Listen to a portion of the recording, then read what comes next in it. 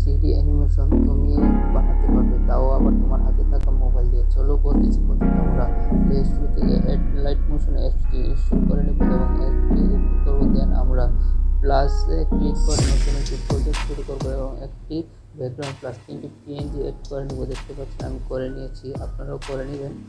উপরে 3টা পিএনজিকে একটি একটি করে এই চোখের অপশনে চাপ দিয়ে হাইড করে নিব এবং ব্যাকগ্রাউন্ডে ক্লিক করে মুভ অ্যান্ড ট্রান্সফর্মে ক্লিক করব এবং এই অপশনটিতে ক্লিক করে জেড অপশনে 3000 করে দিব এবং এটাকে ঠিক এভাবে অ্যাডজাস্ট করে নিব এবং এটি পিএনজি আনহাইড করে পিএনজিটাকে জেডে 2000 করে নিব এবং ঠিক এমনভাবে অ্যাডজাস্ট করে নিব আমি যেমনভাবে দেখাচ্ছি। আর একটি পিএনজিকে আনহাইড করব এবং জেড অপশনটিতে 100 করে দিব এবং ঠিক এমনভাবে অ্যাডজাস্ট করে নিব। দেন একই ধাপ লাস্টে পিএনজিতেও ব্যবহার করব। এটার জেড অপশনটি 0 রাখবো এবং এমনভাবে সেট করব আমি যেমনভাবে দেখেছি এবং এই আইকনে প্রেস করে অ্যাডজাস্ট অ্যান্ড ইনপুটে গিয়ে ক্যামেরাকে অ্যাড করে নিব। এখানে ক্লিক করে ক্যামেরাকে চালু করব।